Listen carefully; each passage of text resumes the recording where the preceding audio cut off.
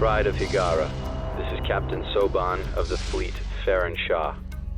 Looks like you could use a hand. Attention all Sobani, pick your targets and engage. Hello everyone, this is Captain Soban. Welcome aboard to Starship in Normal Prize for another episode of the Homeworld PDS Ship Showcase series. Okay, so before we begin, I would like to make a shout out to Mana Bunny and Marlin. Thank you guys so much for letting me know all of these acronyms are in this mod so I can actually start presenting these a little bit better. I got a few of them right, but a lot of them were kind of weird. Like, I got the rocket right, at least, you know, the end part. Some of the cannons correct, but there were some of them I'm just like, oh, okay, so that's what that means. That's completely different than I thought. So thank you guys so much for letting me know about all of the different acronyms, and yeah. Oh, shut up, harvesters. I've actually harvested this entire area while I was building all these ships, so I'm just gonna retire these things. That's it. Retirement confirmed.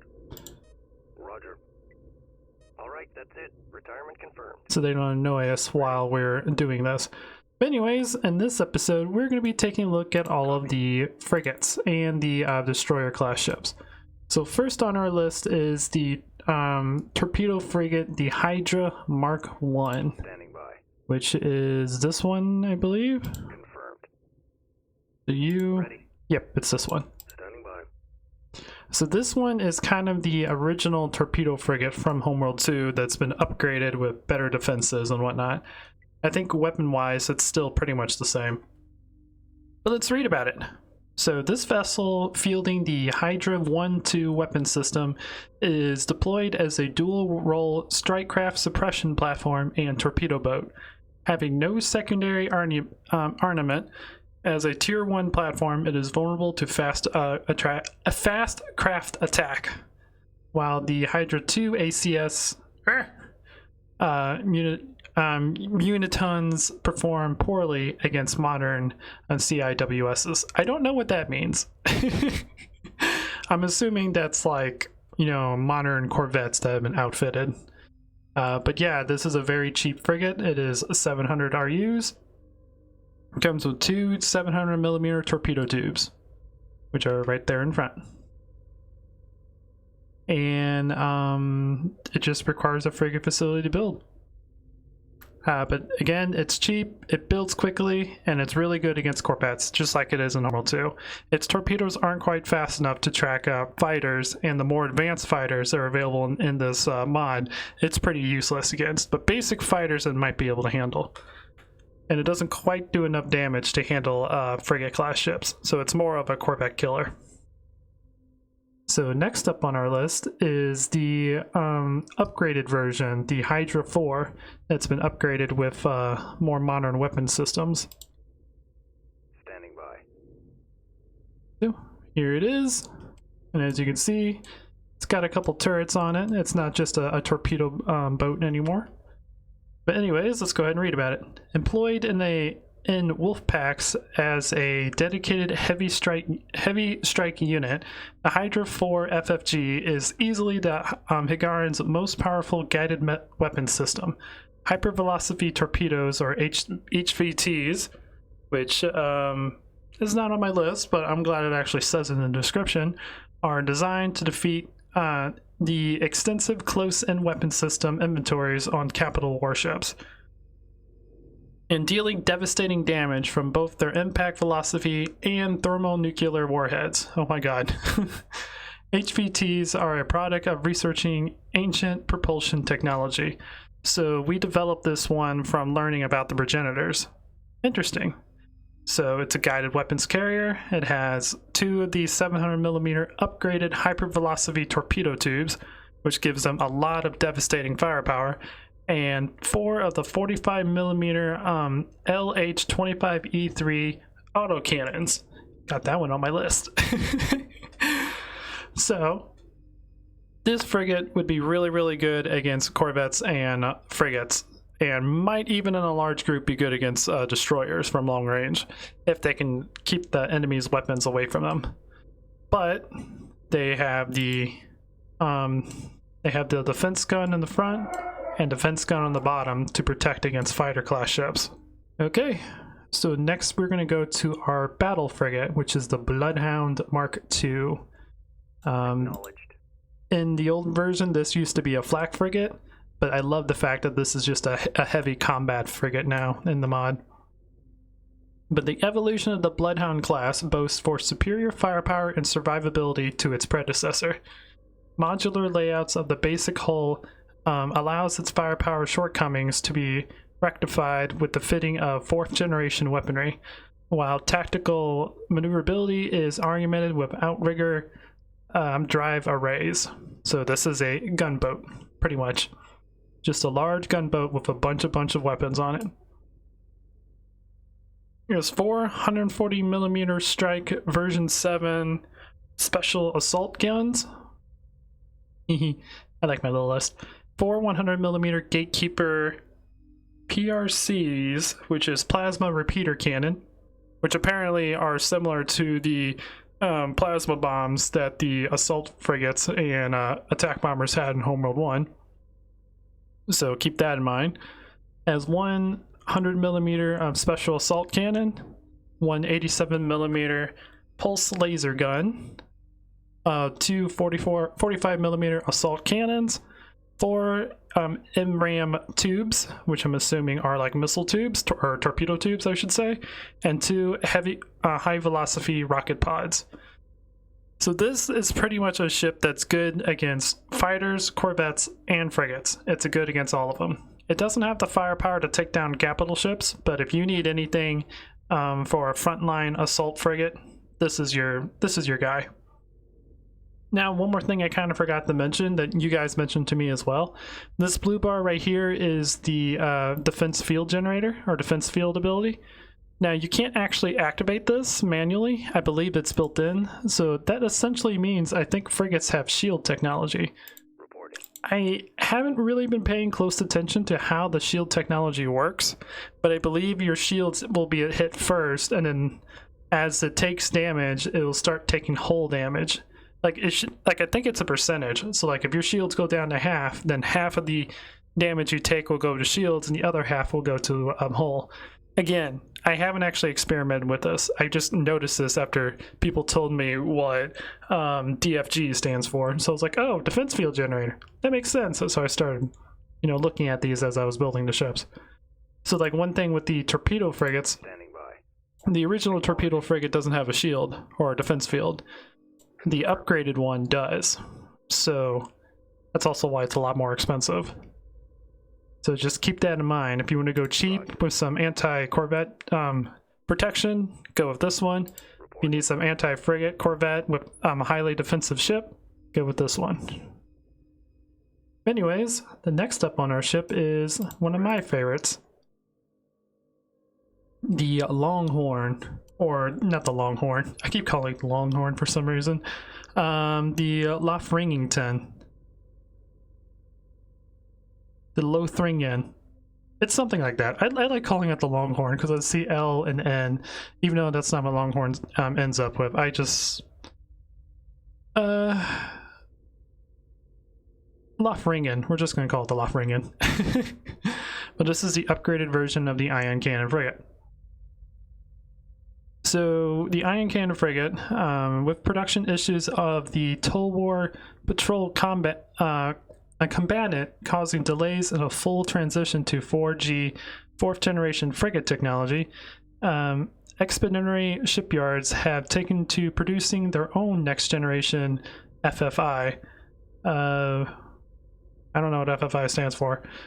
I'm assuming, I don't know. Of these indigenous efforts, the Longrington class is the most successful, mating decommission broadsword hulls with advanced naval systems.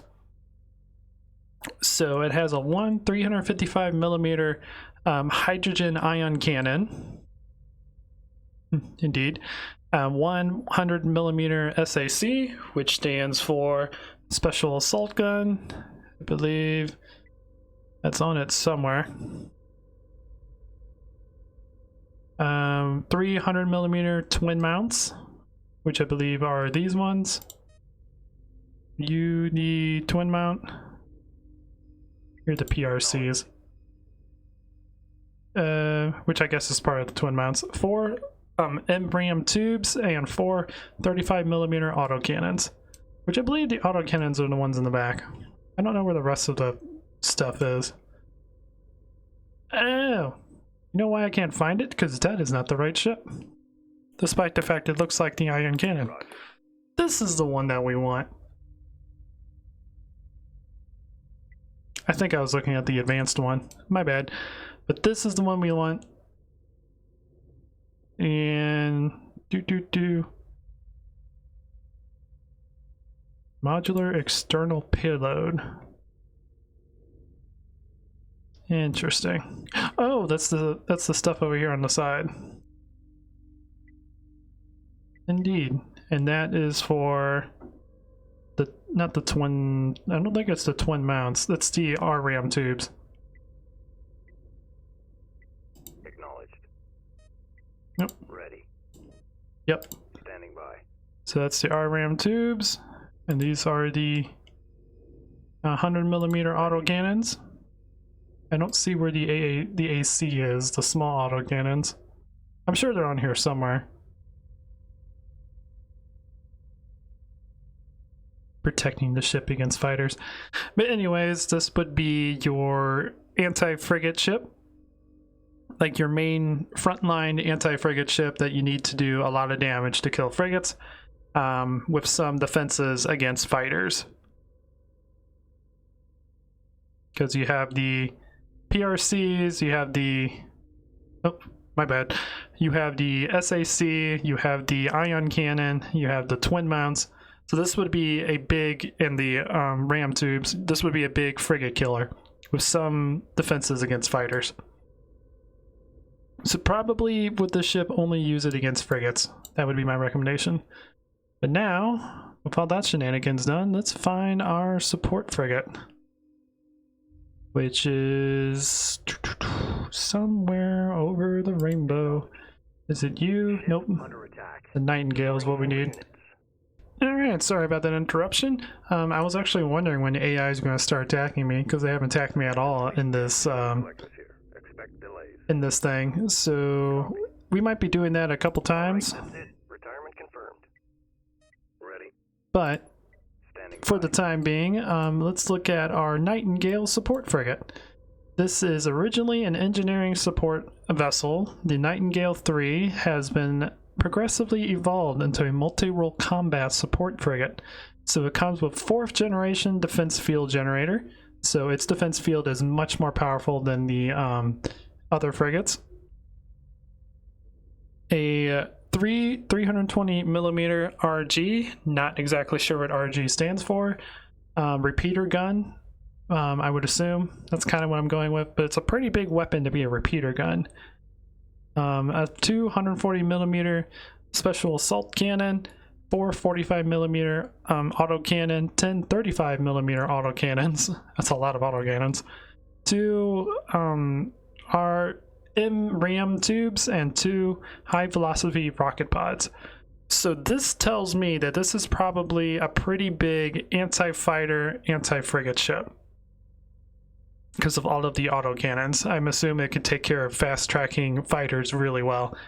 So this would basically be the assault frigate of Homeworld 2. With some emphasis on maybe being able to take care of larger frigates. I don't know how fast the RG turrets are. Let's see if we can find them.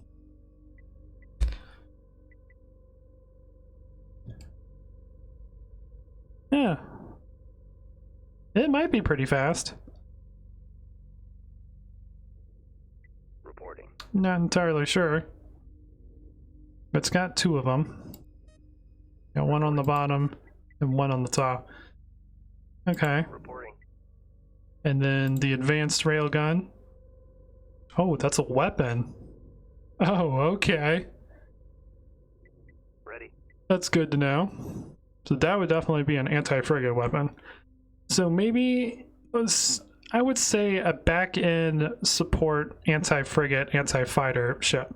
Not a front line. This one would probably be pretty good in the back, supporting a larger ship, providing anti-frigate, anti-fighter protection. That would be my best guess about this. Now, the other thing that's pretty cool about this ship is it also comes with an external avionics module, which is a module that can be disabled, but this allows it to detect cloak, repair ships, and hyperspace. So if you are far away from your shipyard, this ship can have a bunch of ships around it hyperspace to somewhere else.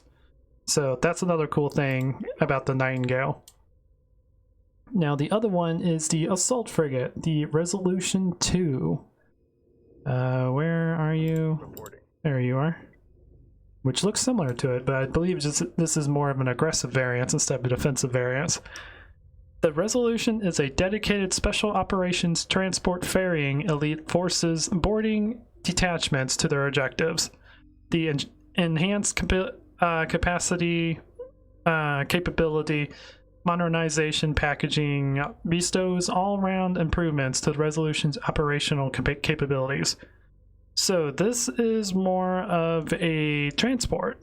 This is the one I believe you use to board enemy ships to capture them.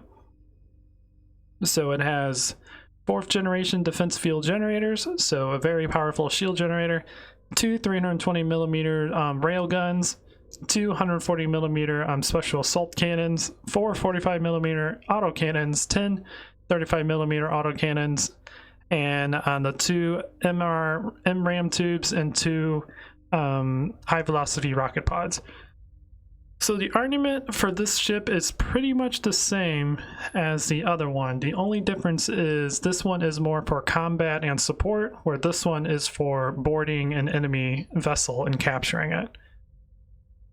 So yeah, that's the difference between those two frigates. But cool. So the next one will be the Flotilla Leader, the Linebacker Mark 6, I believe that's what that number is in Roman numerals, which is our upgraded version of defense field generators. Standing by. Now, the one thing I do like about this mod is these guys have actually been reworked compared to Homeworld 2, but we'll read about it so you guys know.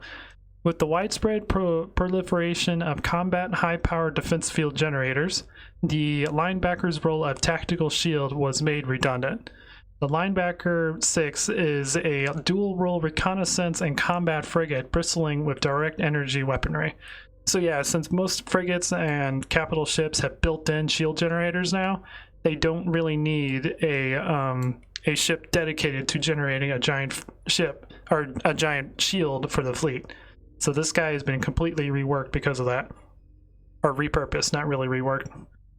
So it comes with 4 300mm PICs, which is pulse ion cannons, 2 140mm special assault cannons, 4 100mm pulse ion cannons, 8 35mm assault cannons, 2 MRAM tubes, and 2 high velocity rocket pods. So this to me sounds like it would be a pretty good anti-fighter, anti-corvette ship with emphasis on scouting. But if it got in combat with fighters and corvettes, it probably would be able to handle itself. So cool. I don't think it has any special modules other than all of its normal weaponry, which can be disabled when attacked. Actually, I think most of its stuff can be disabled.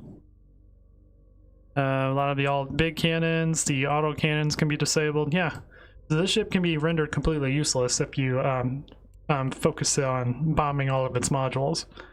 It's still one thing I'm really trying to get down when it comes to PDS. Is even on frigates, I think actually even on fighters and whatnot, their modules can be disabled, which will cripple their damage and allow you to take them out a little bit better. So yeah.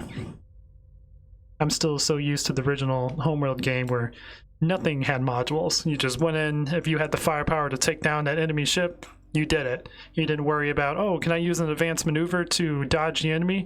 Or, oh, can I disable its engine so it can't face me and I can move around it and kill it from behind? Never really worried about that as when I used to play. So I I struggled with Homeworld 2 when I first played it because I never used those special tactics.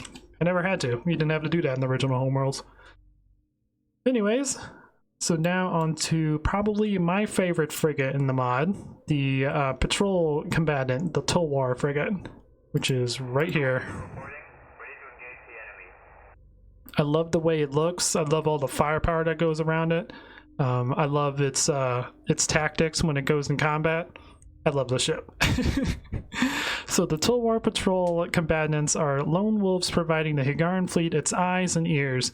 In general enhancements, these powerful heavy frigates are employed as flotilla. That's that word, not Florida. Flotilla leaders and TSOGs, which I'm assuming is some sort of patrol. Spearheading the unit's offensive capability, highly sophisticated PATCOMs are not massively produced. These are multi-role frigates.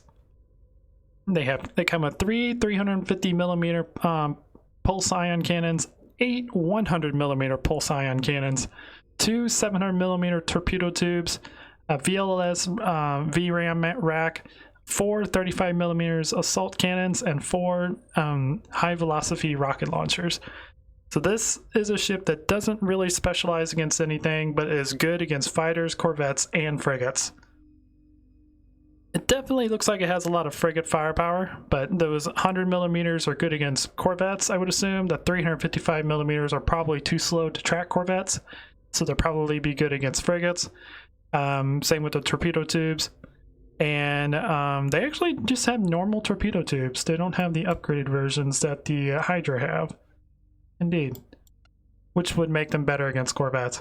So this to me might seem like it's a little bit heavy on anti-corvette protection. And probably a little bit low on fighter and maybe okay against frigates. That, from reading the whole thing, it's kind of what I'm going against, but I think the rocket launchers are good against fighters. So I would say it's okay against fighters, good against corvettes, and okay against frigates. That would be my guess for the purpose of the ship, but it is multi-role. It's good against all 3. But when it comes to being the best of those 3 categories, I would say corvette would be its main. And also this one doesn't have any disabled, its turrets can't be disabled. So yeah, that's one good advantage about the Tulwar frigate. Compared to the rest of the frigates, its firepower cannot be reduced from its from disabling its turrets. Which I don't know if they never put it in, or that was actually the special ability of this ship. I don't know. I just know that, yeah. So now the last one is a frigate that we accidentally looked at earlier. Roger. Which is the Hydra Shark, the assault gun ion cannon frigate. I believe this is the upgraded version of the ion cannon. I think this is like repurposed, where the other one is like upgraded with more standard weapons that they used during this time period. Anyways, the assault gun Hydra Shark 2, a derivative of the Majorian Battlestar project. The HS2 is a long-return FFH rebuild with a 120mm railgun as its core. Devastating against non-maneuvering heavy armored targets, it is highly specialized and is usually deployed unmanned. Interesting. So this is a direct fire support with a 1,200mm ARG railgun, 400mm PRCs, which are plasma repeater guns, 100mm SACs, special assault cannons, and 2 MRAM tubes. So yeah, this guy is basically a heavily a more powerful version of the original ion cannon with a more powerful gun. So this one, I would say, because of that, it would be a backline attacker against frigates and destroyers. That would be its main role. It doesn't really have any fighter protection. It mainly just has frigates and a large, powerful weapon. So frigates and destroyers with, but will need protection. This thing cannot protect itself. Okay, so that's all the frigates. Let's move on to destroyers. And yeah, the cannon can't be stopped, but the 100mm ones can. So in this mod, we have 2 destroyers.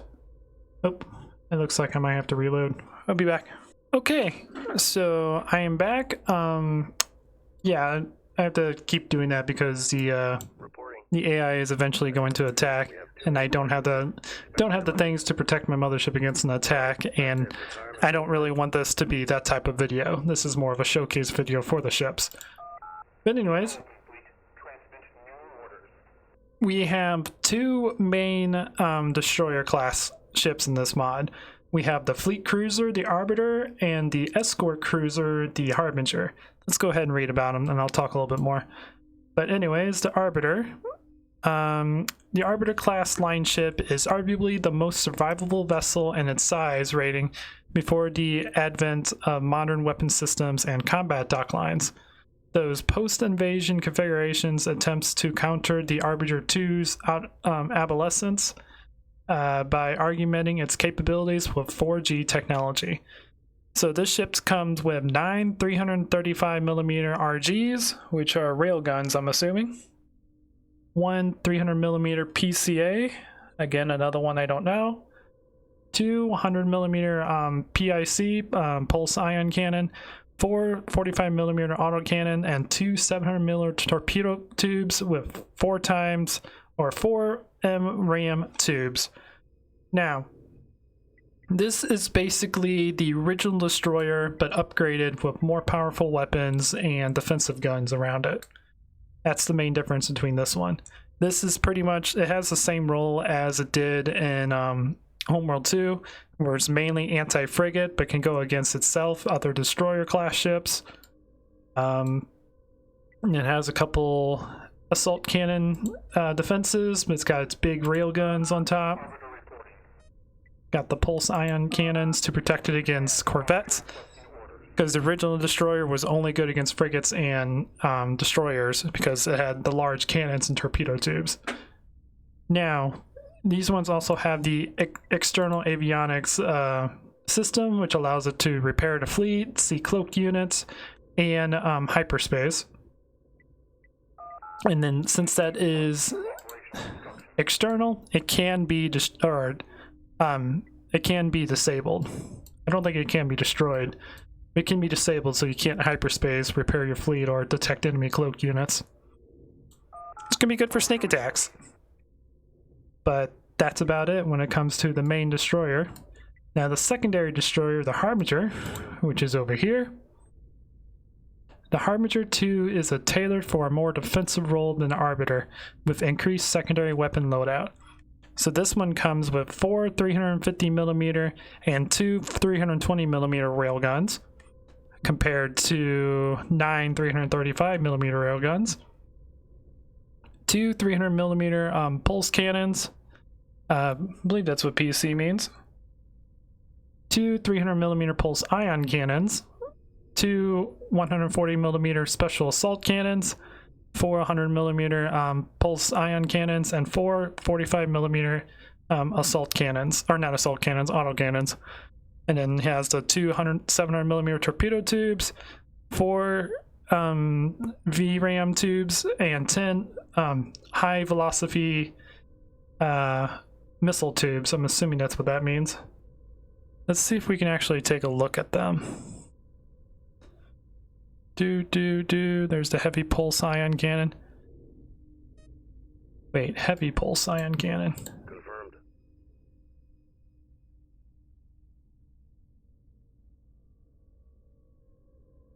I don't know where the heavy pulse ion cannons come from. It looks like we can't actually see the thing I wanted to see. But anyways, the main difference between the two is the escort carrier.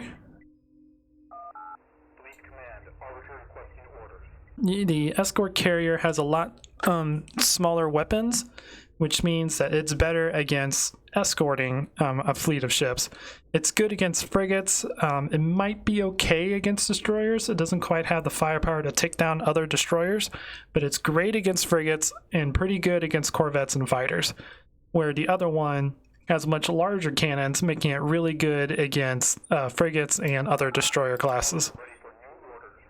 So when it comes to fighting, the Arbiter would be your frontline destroyer that will lead the charge, where the escort one will kind of be in the back where this one it currently is, and kind of guard the other ships from invading fighters and corvettes and frigates.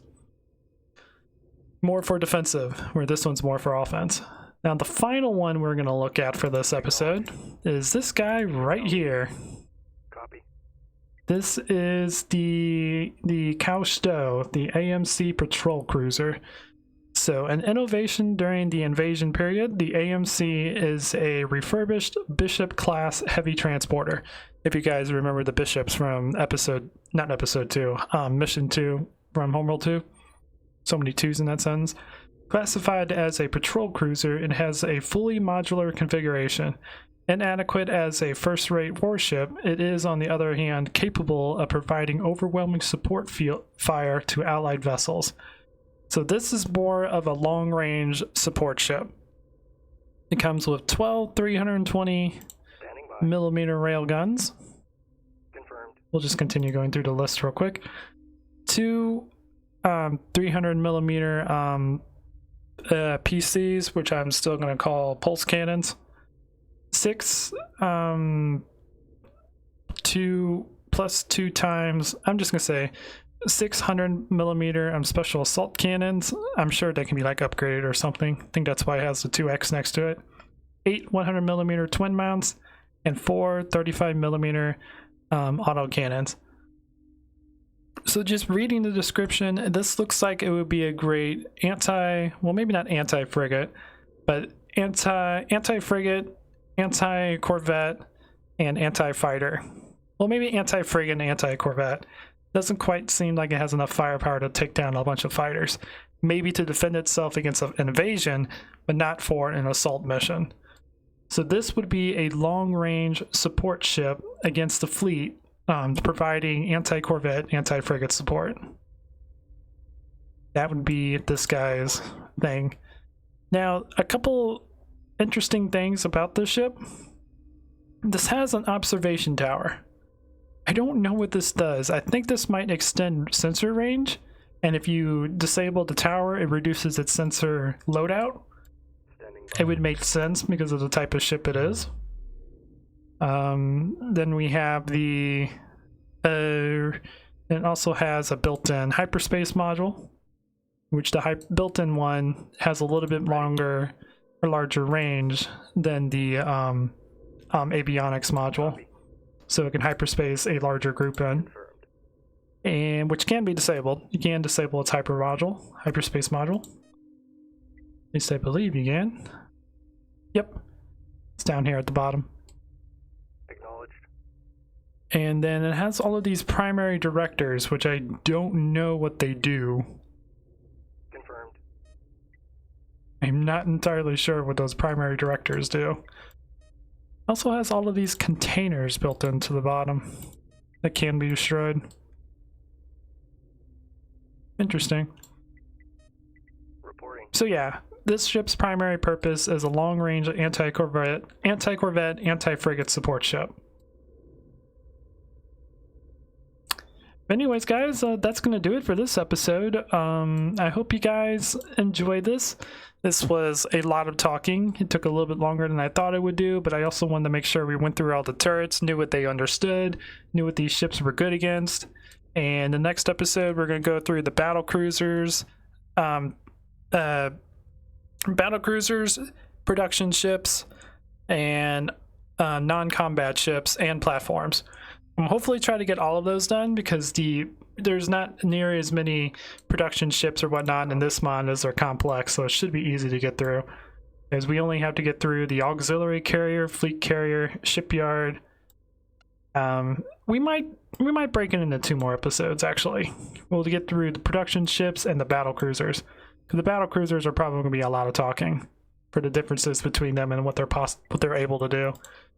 But there's not a whole lot of platforms and there's not a whole lot of combat ships. We'll see where we're at. If we're like where we are now, I might make it 2 videos, but if it's like 20 minutes in, then I might cram it all into 1 video. Anyways, guys, I hope you enjoy this. Please leave a like if you did. If you like what I do, consider subscribing, and I'll check you guys out in the next video. Until then, this is Captain Soban signing out.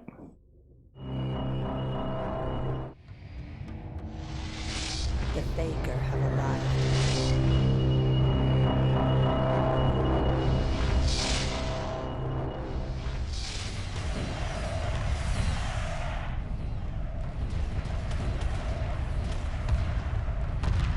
Emergency hyperspace procedures initiated. The mothership must survive.